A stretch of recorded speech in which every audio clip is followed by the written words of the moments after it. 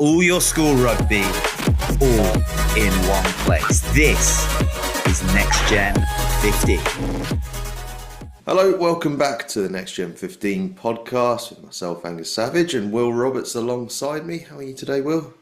Yeah, I'm not too bad, thanks, Angus. It's a pretty busy time of year for us, isn't it? We were just speaking on camera about how many live streams you've got coming up and whatnot. But yeah, we're all good, thank you. How are you? Yeah, very good, thanks. Yeah, it's a busy old weekend. We've got under 20s, we've got under 18 Academy League, we've got about 27 different school sevens tournaments, and somewhere in amongst that, I'm imagining I might watch a bit of the men's Six Nations. So we're That old we'll see thing, what we yeah, can do. yeah, exactly. It should be good, but no, it's been a busy old week. But no, we're looking forward to finally getting some live streams actually underway. It's been a bit of a stop-start beginning to the season. The storms coming in have sort of ruined things rather. But fingers crossed that we get a dry few days and no emergency storms, no yellow weather warnings, and we can actually get some live school rugby underway because it's about time, to be honest. Yeah, agreed. Yeah, fingers crossed. It's been a bit of a, as you say, a stop-start sort of start. So yeah, I think hopefully once we get going, this look. Sun's out, seemingly, and let's hope it stays that way. I've probably just cursed it now, so Thanks for that, Will. Right, yeah. Brilliant. I'll pack the wet weather gear then.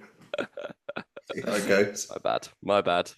All right, I suppose. Well, we're supposed to tell people how to watch it, even though if you're already listening to this, you must know how to listen to it. But I'm told that it's very important to tell you how to anyway. So we're available on Amazon, Acast, Apple Podcasts, Spotify, YouTube. If you're brave enough to look at our faces.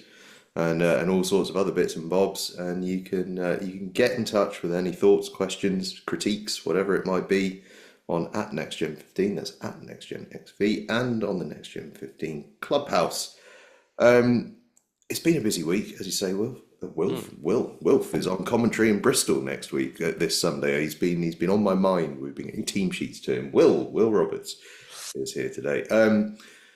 It's been a busy week. The under 20 Six Nations kicked off. We spoke to Mark Mapletoft and Charlie Griffin last week. They gave us a bit of an idea of what was coming, and what we ended up getting was a gritty old game. It was a very test match, if that makes sense. Usually at under 20s level, we're kind of used to seeing the best of international rugby, if that makes sense, and the most sort of eye-catching stuff, and not necessarily sort of the way that the senior teams go, in which it's a lot of kicking for goal and working the territory, and sort of this sort of big occasion in which Ireland seem to be the thorn in England's side, as they have been, as we spoke about with Mapletoft and Charlie Griffin last week. That I think priority number one was winning no matter what. Obviously, the spanner in the works was that Junior Kapoku red card, which we won't dwell upon because it's one of those things that's going to happen in what is such a high octane and fast level sort of standard of international rugby. There's going to be situations like that occur where it's a fraction off his timing and gets it wrong, but it put England with their backs to the wall in a situation I don't think they've really come up against as of late, especially this squad.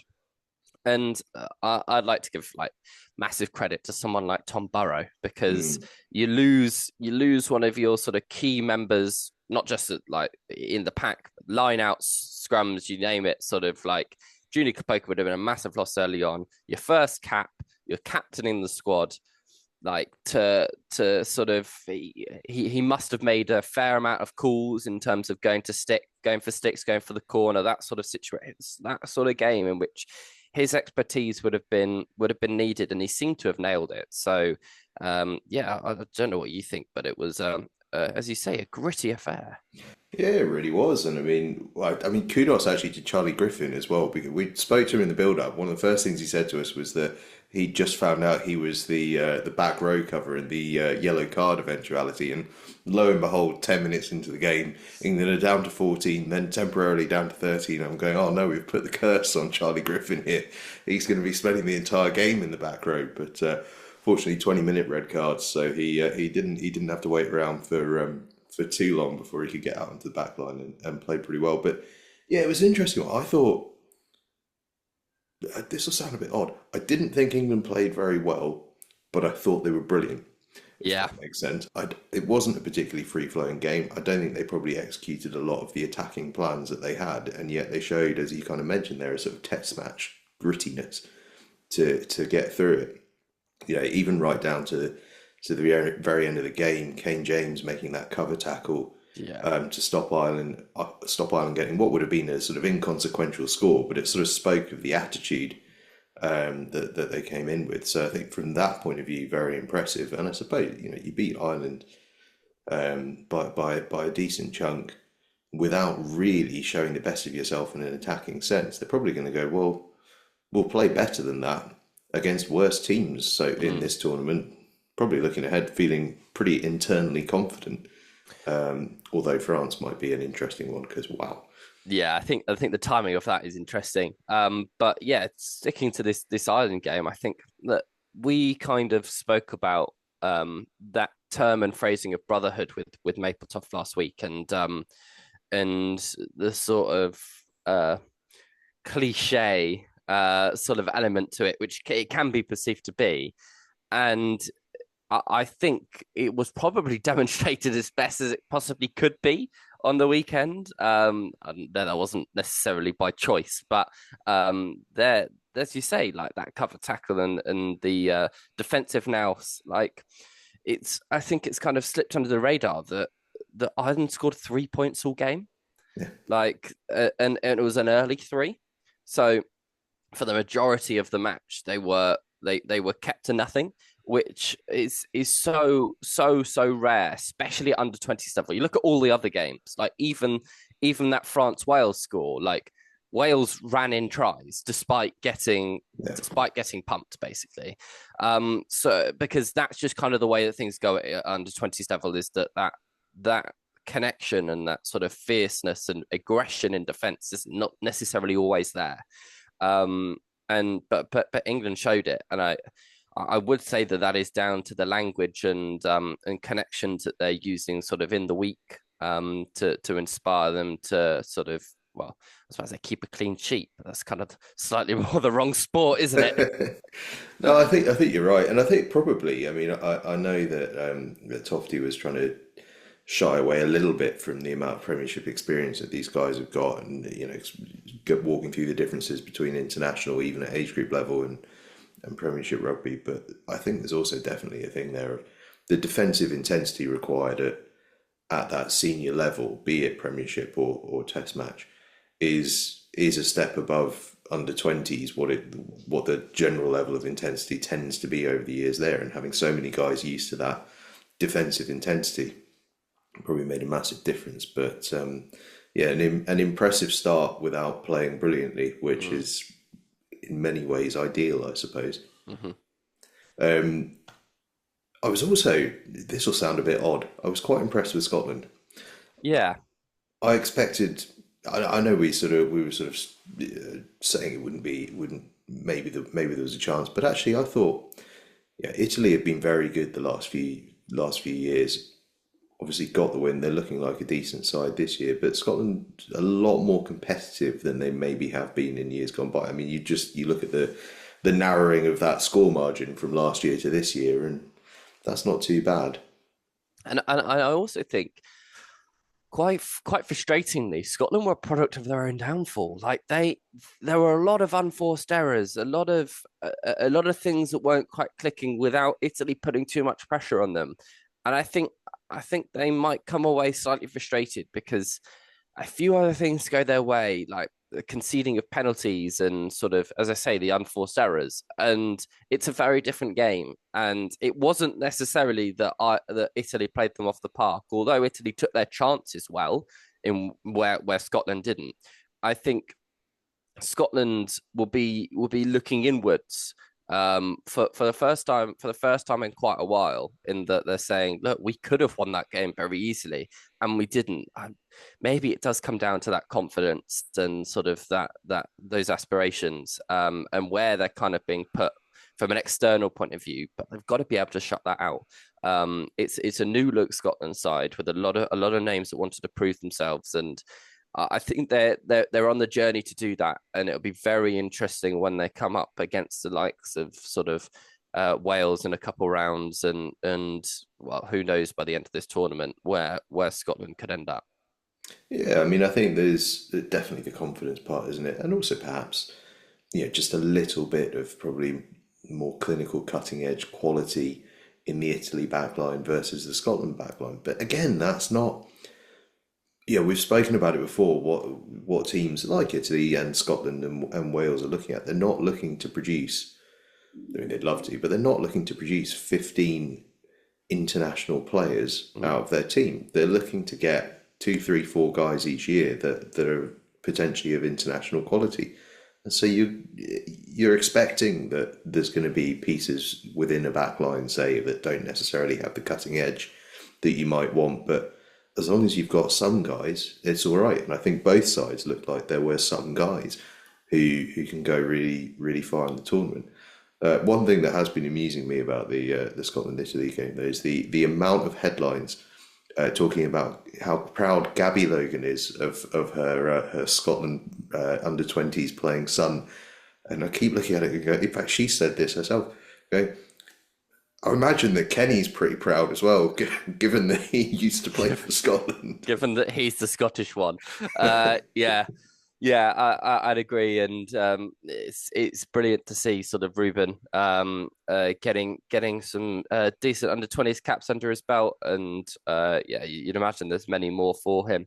But I think it'd be rude of us not to talk about his Northampton Saints counterpart on the opposite side of the pitch. Throughout the course of this game, Edo Tadaro. I mean, this guy seems to just be getting better the more difficult the games are, which is quite frightening. It's extraordinary. A schoolboy carving up in under-20s international rugby. I mean, you don't see that often at all.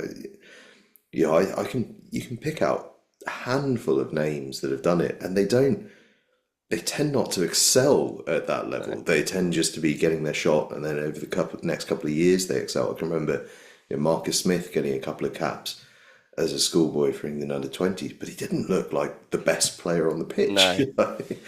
Eduardo Tadaro was right up there, incredible.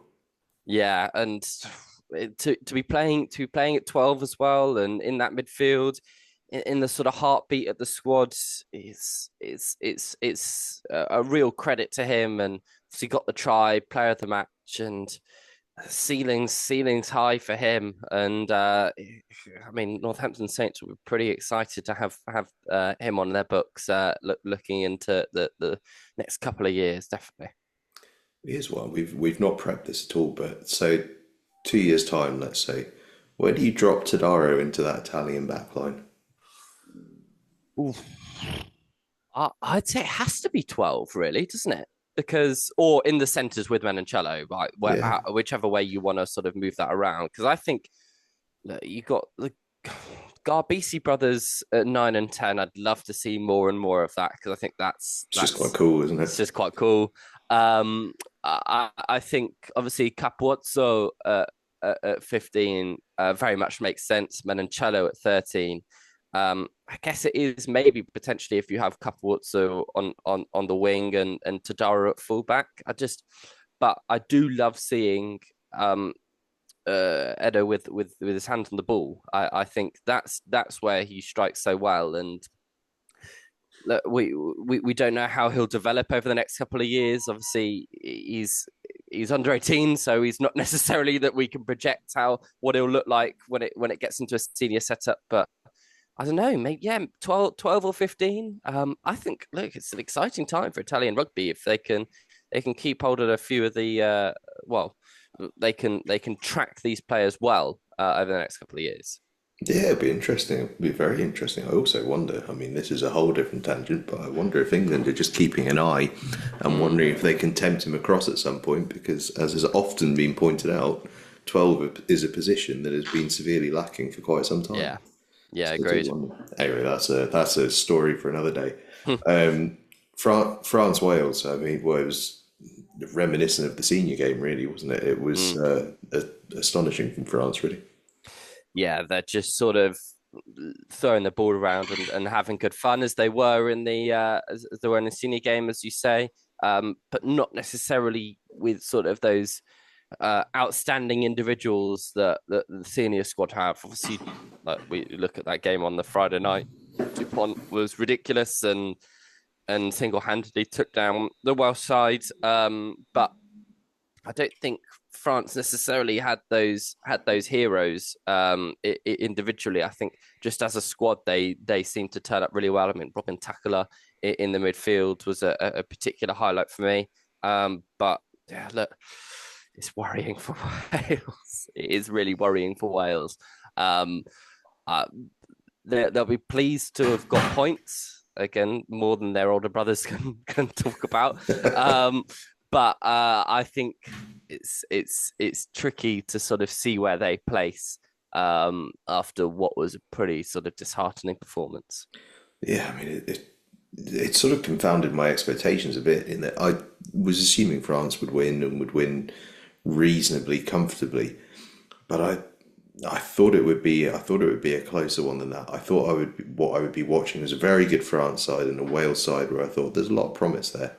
It just didn't quite unfold that way, and that can happen sometimes, particularly under 20s level, where game gets away from you a bit, and then it's very easy for heads to go down because you just don't have those experience heads around you being able to sort of talk you off the ledge almost kind of thing. But it was not the start to the tournament that Wales would have been after. But France looking very handy. Where does it leave you looking in terms of the rest of the tournament? I mean, obviously, I guess you're looking now at France and England being the outstanding two sides. Yeah, I'd agree. I do think Ireland are going to find themselves in a bit more of a rebuild than people assumed. I think that the turnover in their squad is slightly different to the turnover in England's squad.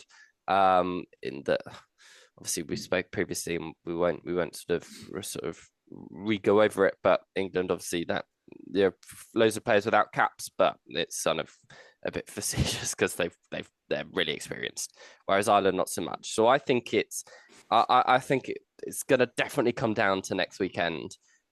This England-France game is going to be really interesting. England will need to play better. They'll need to play a lot better. And otherwise they could get cut open. I think it might be a game of attack versus defence. Can England remain sort of defensively intact, or will sort of France be able to knock them down? Because it doesn't necessarily look like England are going to be keen on scoring absolutely loads of points this campaign. So that would be an interesting one. I think Scotland look much better than the result. I think that if they can stamp out a few sort of teething errors and get things right, then that's where I could potentially see like a shock upset. I could see them maybe performing quite well against Ireland, for example. And then I think Wales, Italy this weekend. I have a funny feeling that Italy could really reestablish themselves as a bit of a dominant force as France sort of as Wales sort of tail off in this Six Nations. That's kind of my brief predictions, but I don't know if you're sort of on the same wavelength than any of those. Yeah, I mean, obviously Friday night's England-France game feels like the game that decides the tournament. It seems bizarre this early on, but it's just a massive, massive game between, as we said, the sort of certainly the two outstanding sides from round one, but looking like the outstanding sides of the tournament.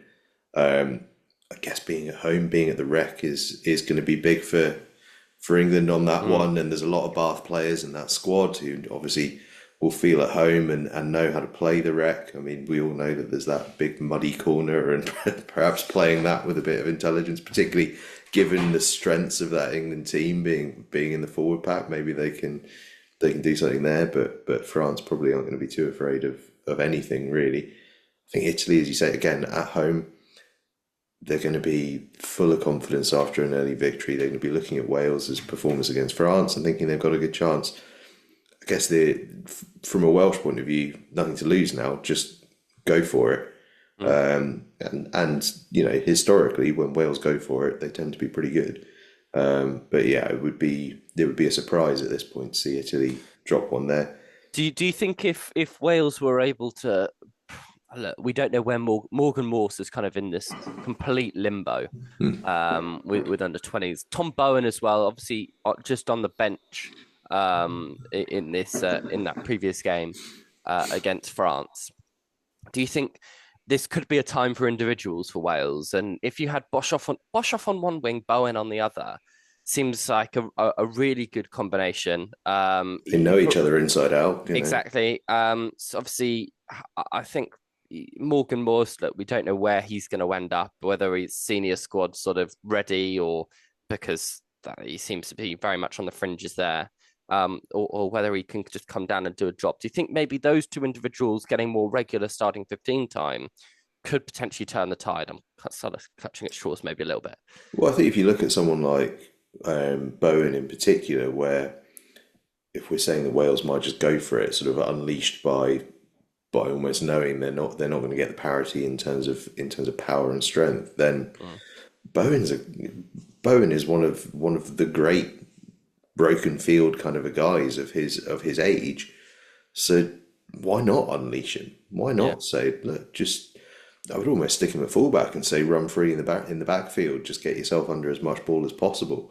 I know that with the laws as they currently are, with it not being a huge amount of protection under the high ball, that maybe there'd be a fear, but just because of his height that he gets targeted a bit. But I mean, well, we're potentially seeing Marcus Smith at fullback for England this weekend. Well, exactly. I mean, sometimes it's worth the risk, and there's no, you can move these things about. And then Morgan Morse, I think if the seniors will allow him to play and to get good time, you have to unleash him. It'd be ridiculous to have him holding bags for the seniors when the under 20s need him so much. Yeah. I think there's definitely players that you can place in that placeholder for. I'll go hold bags for Wales if it means that Morgan Morse can go and get some rugby played. The trouble is, Will, you'll last half of one session. I retract that actually.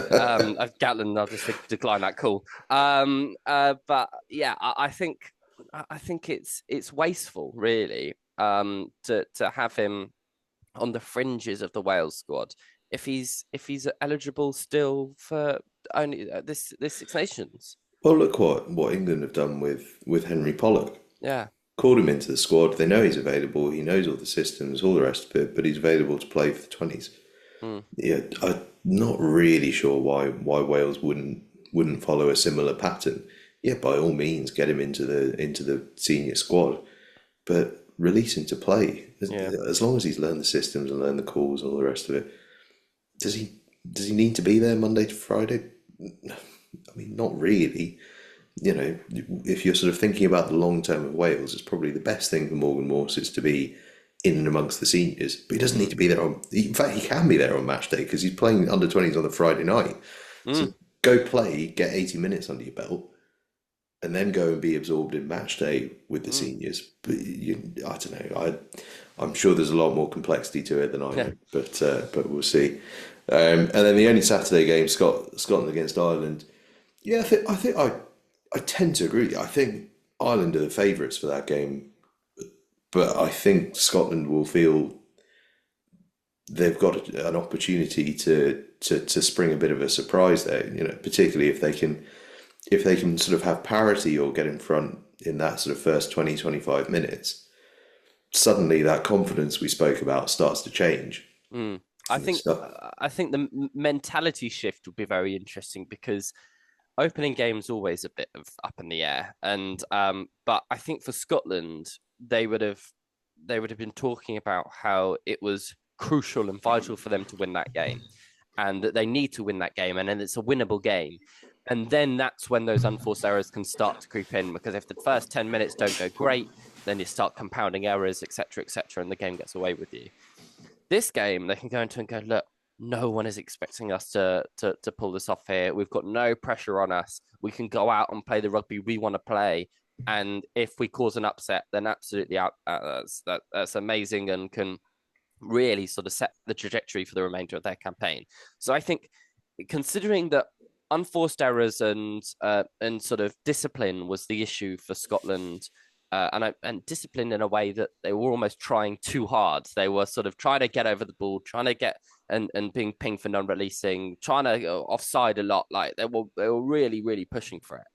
I think this game they can sit back, go, look, we're just going to see what happens here. We're going to play our rugby, and that mindset shift could play into their hands.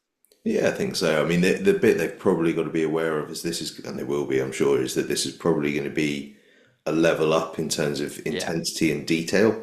Ireland, no matter whether you're watching Blackrock College or the senior side in the Six Nations, have an incredible amount of detail around how they play, particularly around the breakdown and, dare I say it, the pushing the boundaries of what is and isn't allowed around the breakdown. They're very good at that from year dot, really. So Scotland will need to be intensely physical right from the start. But having said that, their forward pack, much like England, is actually where I look at that team and go, that's the strength of the team right there. Is in that forward pack. So they'll probably feel they're well placed to have a bit of competition there. Yeah. But it'll be an interesting one. That I think it's not as foregone a conclusion as it has been in the past. I think there's opportunity for Scotland there. Yeah, indeed. Look, I think it's always the case with Six Nations, but this second round is usually where you really find out where people are, and it will certainly. I think the fixtures all have a bit of a story to them, so it'd be interesting to see how that unfolds. Well, speaking of things unfolding, dropping down an age group, under 18s, Mm. it's unfolded that Northampton Saints are in a fourth final in a row. Unbelievable. It is, and look, I mean, we probably won't get into the overall politics of the North South and how that's sort of spread out and how potentially it's sort of it's not fair for anyone and everyone because there's just discrepancy there. But look, Northampton can only play what's in front of them, and they've played it really well. They had a bit of a shaky start with that sort of postponed game, and you could have thought very much that would have maybe thrown them a little bit. Obviously, having to play in a week in which everyone else was able to get rested as well. It's not been easy for them, and yet they've dispatched every team, including obviously East Midland Derby against Leicester in comfortable fashion, and they've still been playing the Northampton Saints way. Some of the tries have been absolutely superb, so it's exciting to see. It really is, and I mean without getting into it, as you say, on the kind of the north south, we see it in the Ace League as well that there is a definite higher quality in the south of the country for whatever reason. But Saints' biggest performance of this entire campaign so far comes against Leicester Tigers, whom you put in the same bracket as Saints in a sort of overall picture of that north-south divide. 62-17. I mean, that's an unbelievable performance. And four finals in a row is not to be sniffed at. I mean, to do that, you really are looking at least three different sort of generations of team. The last 2 years they probably had many of the same players. They had a young team in the 2023 campaign, and a lot of those guys carried through to 2024. But obviously, 22 and 25 are completely different teams to that. So they're doing some brilliant work in that academy. But as you say, the way they're playing as well is very very Saintsy. Sam Vesti is obviously having an influence from top to bottom in terms of attacking style. So it's very impressive. And I absolutely love when teams are able to do that, when there's a DNA.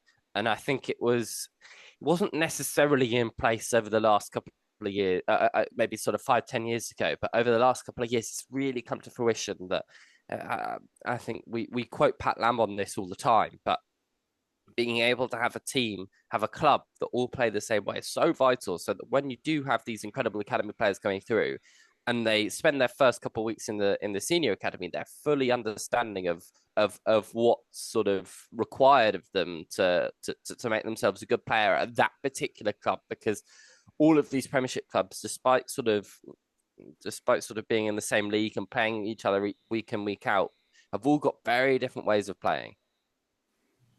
Yeah, they really do, and I mean it is cool. I think we're seeing it more this year than we ever have. Is this sort of this real sort of club DNA across quite a lot of the teams? It kind of always existed to an extent, but I think we're seeing it much more now than we have previously. So just to sort of tidy up that North Conference, obviously Saints have qualified top. They're into the final. They're miles clear at the moment, though they have played all of their games now. Sale Sharks, though, brilliant performance against Newcastle on Sunday. They must just be so frustrated, because we've mentioned it every week, but that slow start because of the postponed game against Saints, they pushed Saints closer than anyone else. But they would clearly have been ramping up week by week. They were just a week behind, and it's just cost them, because that was as good a performance against Newcastle as anyone's had this year. So they must just be internally just so frustrated that they've dropped probably one more game than they really feel like they should at this stage. It's the brutal nature of the way that this league is set up, is that it's such a sprint finish, and you need to be on the money every single week to get into the final. And unfortunately they've been off colour, and it's really cost them. But there's still going to be some fight. The beauty of it, of course, is that because of the way that finals day is set out and mapped out, everyone gets their chance to have their own final. Obviously, there's only one trophy at the end of the final one, but everyone has the chance to play at Kingsholm in front of a crowd and sort of experience that sort of final in a neutral venue. So they'll still take a lot of pride in wherever they finish and sort of push on against tough opposition, you'd imagine. Yeah, and we only have to look back a couple of years to that team from Sale that I think everyone thought was the best team in the league, but they ended up finishing third because they dropped a game in the pool stage and stuff. But their determination in that third place game to just go out and be frighteningly good was unbelievable. And that's kind of where they're at this year as well, I think, is, yeah, all right, so they've had a weird sort of group stage, but you suspect they're going to want to come out in that finals day and go, by the way, we are seriously good. Yeah. Have a look at this. Excuse me. The South Pool, though, while the North might be tied up in terms of who's in the final, the South still remains wide open.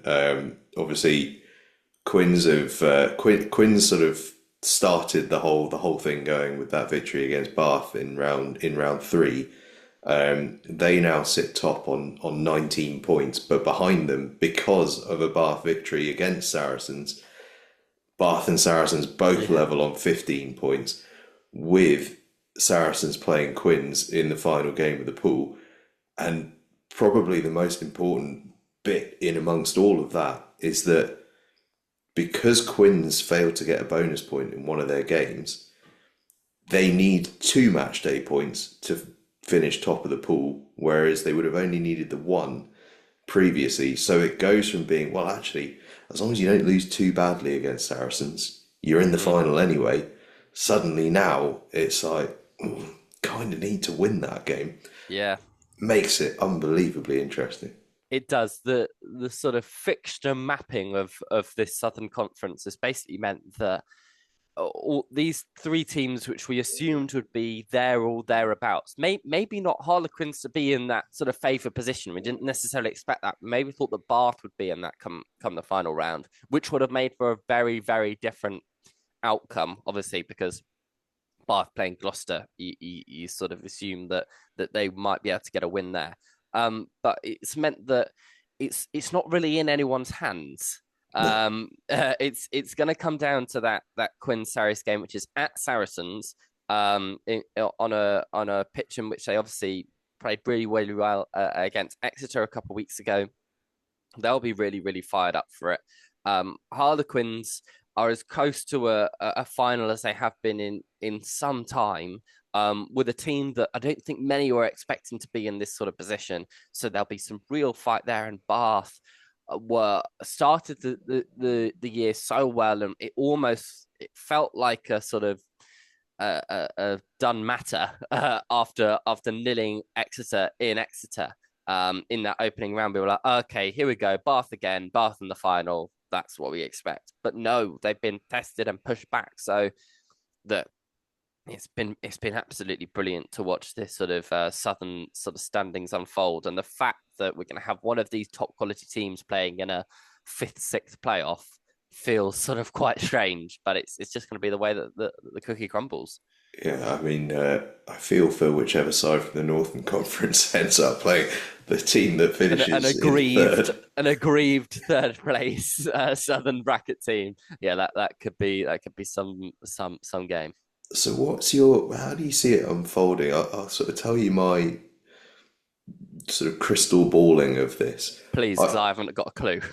I suspect Bath win at Gloucester with a bonus point. I think Gloucester might get a couple of bonus points in defeat, by the way, because I think Gloucester do score tries. Yeah. But I think Bath will get the 5-point victory there. So that puts them on 20. Saracens against Quins, I would say Sarries probably favourites at home.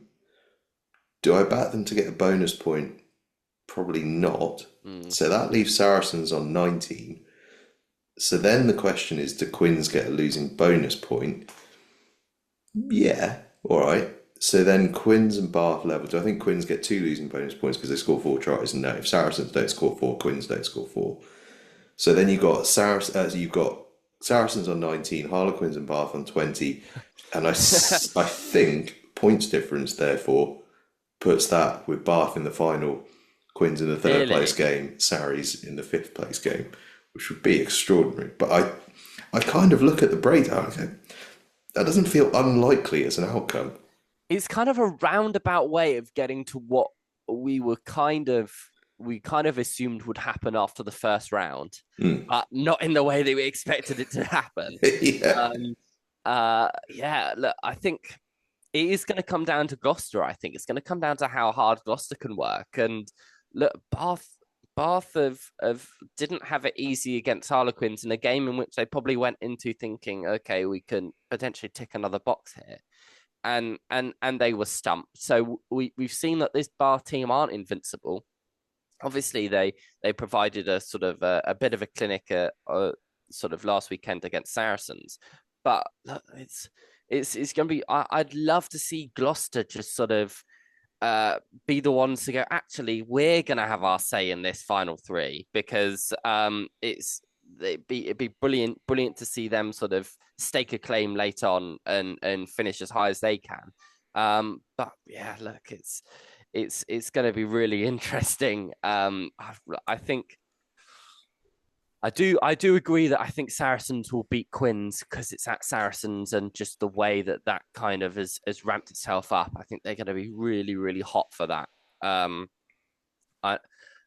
I'm going to say that I think that's going to be a really high scoring game, purely because that's kind of the way that Harlequins make those sort of fixtures. So I think it's going to be a 5-point win for Saracens, and but I think there might be 2 points for Harlequins. So I could see 2 points will do it for Quins. Exactly. I could see Quins topping it with. I then don't know which way it'd go around points different wise. Obviously, it would depend on that game between Bath and Gloucester. But I'd then potentially see Bath coming in with 20 points, but beating Saracens on points difference. So Bath will be in that 3rd place game, and Sarries in that fifth place game. That's my prediction. It's I tell you what, it's all unbelievably tight. It's gonna be like, what was that Premier League season where it went down to, so the Aguero goal. Yeah, Aguero, yeah, QPR and Man U Sunderland. Yeah, That was and the it's going to be like that. It's going to be, everyone's going to be waiting pitch side to checking their find out phones. if, has so and so scored 4 away from home or not. It's going to be unbelievable. Other side of the coin, there's a couple of games where sides are looking for their first victories. Supposed to round off that southern pool. Bristol Bears hosting Exeter Chiefs, both looking for a first victory. I've been quite impressed with Bristol lately, actually. Draw against Gloucester.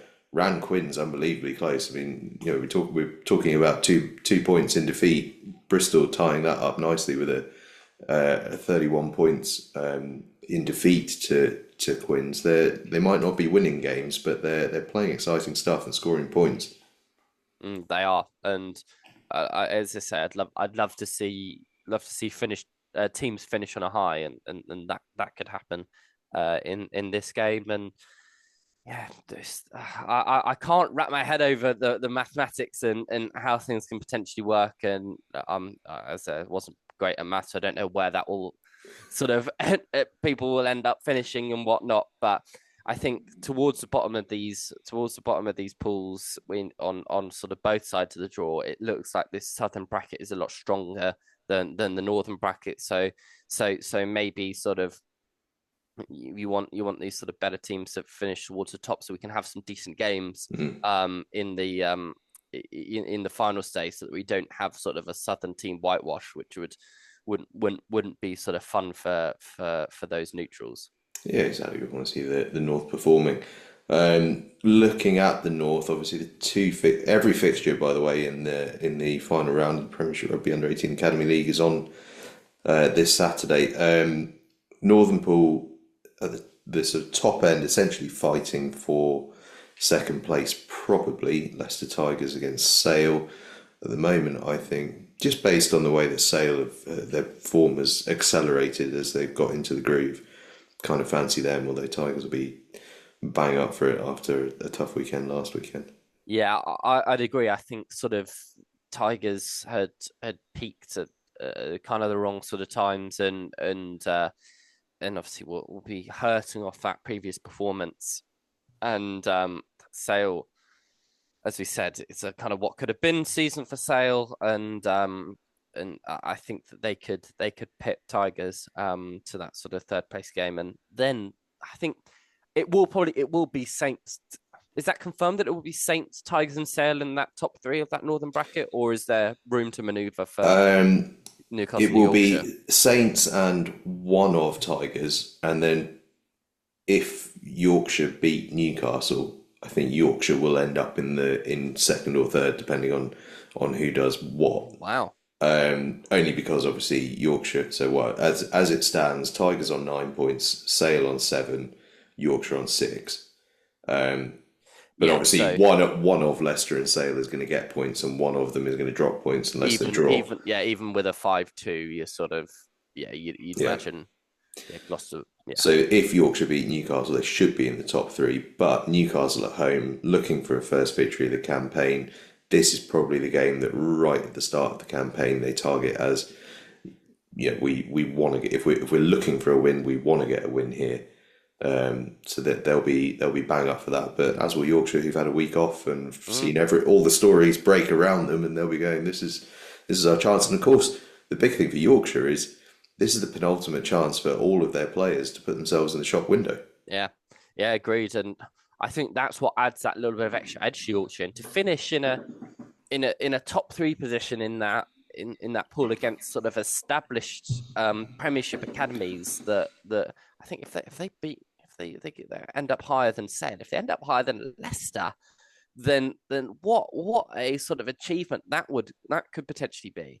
And it's we'll keep on praising Yorkshire until the cows come home, because I mean, what a week they've had with Tom Burrow being named as captain of England under-20s, and they could end up in a pretty high position in the northern standings this time round. So credit to them.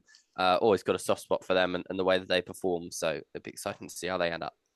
Yeah, unbelievable. It'll be a good round of games. But yeah, I think ultimately it's going to come down to that top end of the South Pool, because it's how you want every league campaign to boil down, really, isn't it? Of just seeing on the final day who does what and who finishes where, and a 3-horse race is very exciting. But Are all these games played at the same time? I'm not actually sure. The kickoff times have been a bit unreliable, it has to be Yeah. said. We've actually stopped publishing the kickoff times because every week we got feedback saying that's not when it kicks off. Yeah. I've pulled it off the official site, but okay. Yeah. So I think we'll. So who knows, basically. They're all on Saturday in the afternoon. I know that Okay. much. That's as much as we can disclose. Yeah. Exactly. But no, it's gonna be a big one. And then Sunday is a pretty big day because it's stacked full of school sevens. There are tournaments everywhere. In fact, actually, we start off on Friday night. There's a big tournament in Wales at Cathedral School Llandaff. I need to work on my Welsh. And then on Sunday, there's the South Coast Sevens at Portsmouth Grammar School. I've got them all labelled up in front of me because there's loads going on. And then we've got the Oliver Osgood Memorial Sevens at Newhall School out in Essex, and then a couple of live ones for you. We've got the Gordon School Under-16 Invitational Sevens live on Next Gen 15 on Sunday. 10 o'clock start, final is at 2:45. And then at the same time, Bristol Grammar School Sevens with again a 10 o'clock start down at Bristol Grammar School. Some brilliant schools heading down that way, under-18 sevens. And also under-18s netball. So there's a whole load of live stuff going on this Sunday, as well as plenty that isn't live. And it finally feels like school seven season is starting. Will, there's been a few tournaments that have been going on, but probably none of the big ones, and certainly a lot of headline tournaments have been lost to the weather. And finally, we're into seventh season, and I guess at the start of February, it's still a bit chilly, but we're underway. Yeah, it is, and I kind of enjoy the sevens this kind of time of year because it's not usually sevens as we know it. Because there's either teams transitioning out of 15s, or in what could be the case this weekend, these tournaments go ahead, but the weather isn't idyllic. And you end up getting these kind of like we had at Rosslyn Park a couple of years ago, where we had obviously the headline sevens tournament that was the least sevens I've ever seen played, where it was just mud and there were like one-up carriers basically all weekend. Absolutely brutal. Have you ever seen pick and goes from 5 meters out in a sevens game before? Like we saw in those games. Absolutely incredible. But it was the only thing you could do, not least because you couldn't actually. Such was the sort of darkness that descended and the weather and all the rest of it. You couldn't see anyone to pass the ball to anyway. So you might as well just pick and go. At least that way you're guaranteed to know what's going on. I vividly remember at that tournament, sort of traipsing around in the mud. It used to take like years to get across different pitches, didn't it? But I remember I was watching one game on one of the sort of further pitches that had clearly been used throughout the whole of the tournament. And there was a try that was scored, and the player went to take the conversion, and the ball, he sort of dropped the ball, and it literally did not bounce off the ground. And he was like, oh, and it sort of dribbled out in front of him and sort of snowballed into this ball of mud. And then you were like, wow, okay, this is Rosslyn Park. But I think, obviously, Rosslyn, I was about to say a while away now. It's not actually that far away. But we're getting in fact, there's been something's just come out. I think it's 40-something days. Oh, there we go. Happy Wednesday. We're 47 days out from the start of the Howden Rosslyn Park National School Sevens. There you go. As if by magic. 47 days. 47 days to go. But yeah, I think these sort of curtain raisers are really, really enjoyable. And there seems to be so much more sevens than there's ever really been. I mean, Angus, you're kind of at the heart of things when it comes to schoolboy rugby, and you are able to sort of, obviously you'll have a lot of conversations with these schools around sevens festivals and sevens tournaments. So like, why are more and more schools doing them, do you think? And what's the benefit? Well, there's a fair few reasons. I mean, first and foremost, because people want to play sevens, and I think the popularity is rising. I think maybe with fewer, across the board, maybe fewer teams, a little bit less depth. They want to have a more rounded rugby offering, so they want to play a little bit more sevens in certain schools. I think possibly as well with the acknowledgement that the weather is getting in the way. The more tournaments in the calendar, the more chance you have of at least getting some sevens over the Yeah. course of the season. There will be teams that will have been worrying that their practice and their warm up for Rosslyn Park is getting cut short because of the weather. But then I think for a lot of teams, there's a little bit of a prestige and marketing element to it. You have your own tournament, and that's good marketing for the school. That's people coming, getting eyeballs on. I think people like that, and they want to show off their school in a sort of positive sense of that. You add to that getting the live cameras down, and suddenly you've got a very big event that shows off the school and what it's all about. So I think there's a huge amount of that, but also just a real desire to play more sevens. There was a time, I suspect, you don't have to ask too many people whether the discussions between academies and internationals and schools around player release at this time of year has always been a bugbear. And I'm sure part of the argument was, well, you're not really playing very much anyway, so what's the problem? Yeah. So, well, let's get a load of tournaments in then, and let's keep playing, because now we've got a solid argument as to why we'd quite like to have the players available. So I'm sure there's a multitude of reasons, but either way, delighted that we've got some, because we absolutely love our sevens here. Even if it does drag me away from key Six Nations games, but hey, I'm a schools rugby devotee.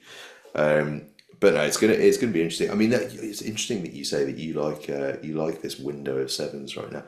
I'm long in the tooth on the campaign of saying move sevens to the summer term. Yeah. I mean, cricket coaches up and down the country right now are cursing me, but move sevens to the summer term.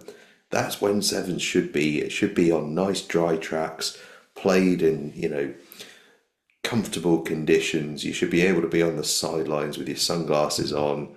It should be that you shouldn't be freezing cold and, in a bog. It should be summer. It should be social. It should be, a bit of sunshine and fun. But it's an argument I'm losing. I've been having it for a decade now, and no one's listening to me. Yeah, no, I'm always going to say yes to Sun, and I think that would be. I think in the context of sort of transitioning out of 15 to 7s, I do think it throws up really interesting dynamics, because teams approach it in such different ways, and it means that we don't get the conventional sevens. And I think, like, obviously, because there's no club sevens, as in it's not something that's on the calendar all the time. Yes, we have the International 7 Series circuit, which is growing and growing and growing, but you don't necessarily see different ways of playing sevens, if that makes sense. Like on the international circuit, it comes down to who's the fittest, who's the fastest, who's the strongest. And it's athleticism that wins out. You don't even necessarily see a higher level of skill, as in ball playing skill, because it's just sort of get it out to a one-on-one and who's going to beat them. And it's usually sort of long drawn conclusions before them. So I kind of like that this is a different way of playing, in that you have to think, and you have to play conditions, and you have to change up the way that you're playing. And yes, maybe you can utilize other members of your squad, so you're not just getting sort of your outside backs playing week in, week out. The prop has to put his hand up and say, yeah, I'll play sevens this weekend because it looks pretty fun to me. It's just looks like a props weekend. Yeah, exactly. And I prefer seeing that, because it allows people to apply their rugby brains a lot more, and brings it closer to the sport itself. So maybe it's a bit too traditionalist of me, and maybe but I just, especially at under 18 level, where a lot of the time there is such disparity in that some people aren't sort of are sort of fully developed and fast and strong and massive, and look, it's on one-on-one situations, it's going to be a sort of done before it even begins. So having it in these conditions can promote sort of your ball players or your game managers into higher positions than just who's the fastest in your team, who's the strongest in your team. That's kind of where I'm getting at. No, I see that. No, it's a strong argument. I don't know if you've swayed me, but you've certainly given me room for thought. And it is, you are right. You do see a massive range of styles of sevens in the school game. You know, I know how Millfield are going to play sevens. It's almost mid-90s Fijian sevens. It's just get the ball away from any contact situation as fast as humanly possible. Avoid them even better. I know how Brighton College are going to play sevens. They're going to want to move the ball as wide as they can, as quick as they can. I know how Sedbergh are going to do it. It's going to be a bit more like Millfield, but with incredible depth on it as well. I know that someone like Kirkland Grammar School is going to play a much more tight form of sevens, and they're going to utilise the fact that the conditions can be a little tricky. You don't. You're right, on the international scene, you don't see that discrepancy in styles so much. You get some teams that are a bit more physical than others, and others that are maybe a little bit more athletic, but fundamentally. But then at the end of the day, there's still the ball is being thrown around in the same kind of way. Exactly, you're fundamentally drag and drop. It's just that some people have slightly different qualities to others. But exactly. So I think that's the benefit of it. And as you say, like the conditions, not having idyllic conditions ekes that out of players and coaches, because they're forced to think on their feet. And that's the element I prefer. But saying that, Rosslyn Park this year, let's make it sunny, guys. Because oh please, let's make it sunny. I'm happy to have a couple weekends where maybe it's a bit different and that's exciting and it's a day or so. But if we're there for a week, let's make it lovely so that we can have like Calippos on the sideline and relax. And I remember that when it was absolutely awful weather, and I ended up in the Harrow tent, and I was chatting with James Melville, was sort of head of rugby, and we were like, oh, should we take a seat in these deck chairs? And the deck chairs kind of sunk into the mud as we sat down into them, and we were like, oh God, yeah, this is these deck chairs are not fit for purpose. It can be brutal. There was a year where I was getting all sorts of grief off all the tent owners for taking great advantage of all of their free coffee they were offering. My point was that if I don't drink it, I may die. I'm so cold. I just need something to heat me up. But then there's been other years where it's been shorts and t-shirts and happy days. It's weather dependent, but either way, it's an amazing place to be and an amazing week. But there's an extra 10% on top when it's nice and warm and sunny. Agreed. Right, well, that's everything. Unbelievably well. After a near 2 hour shift. That must be a record. Yeah, that must be a record for us of like not sort of. Yeah, not waffling on. Unbelievable. We've raced through. Yeah, last week was about 2 hours. We've condensed that into possibly under an hour. We've done well there. We're getting more streamlined in what we do. Clearly, either that or we're just eager to get about our days. Who knows? Yeah, maybe we're getting sick of each other by episode 5. Maybe by like episode 20, it's just going to be, good rugby. Yeah, great, brilliant. Yeah. Thanks. See you later. Bye. Rugby's good. Still like it. Cool. Cool. See you later. See you next week. Bye. Well, on that note, no. But no, it's a big weekend. Huge amount of excitement. We've obviously the U20 Six Nations that we covered, the Premiership Rugby Under 18 Academy League final round of league games, and of course those school sevens tournaments. including the 2 live ones, Gordon's Under-16 Invitational Sevens, live here on NextGen15, 10 a.m. on Sunday. And at the same time, the Bristol Grammar School Under-18 Sevens and their Under-18s netball, 10 a.m. starts live here on NextGen15. You can find all of that on the YouTube channel. Just search NextGen15 on YouTube and that will pop up. But yeah, I think that's it, Will. Well done us. Well done us, indeed. Yeah, more of the same next week when we get it, when we cut this down to 25 minutes. Well, I'm gonna leave the viewers with a sort of tantalising proposition, which is I think what we need to do, perhaps in the break week in the Six Nations, is start building towards our team in the tournament for the Six Nations. I don't think we need to do it every round, but we can start to fill in some of the gaps after these first 2 rounds, particularly what with it being England, Ireland, and then England, France, gives it a bit of a picture of the tournament. So there's something for people to think about. Yeah, get your suggestions in because we're going to be stuck. Yeah. And I'll tell you what, an early shout, Kane James, probably the least heralded of the back row for England that started against Ireland, came out with the most plaudits. Impressive stuff. Anyway, right, we're getting into next week's podcast. Before we start adding on another hour after celebrating the fact that we haven't. Outstanding. Right, thanks very much for listening and for watching. Do make sure that you get in touch on @NextGen15 and @NextGen15 Clubhouse. Enjoy your weekend, Will. Yeah, likewise, Angus. Good luck with the Ready Sevens. Fingers crossed. I'll pack an umbrella after you've put the curse on it. It'll be good though. We're looking forward to it. Right, thank you everyone. We will catch you next time.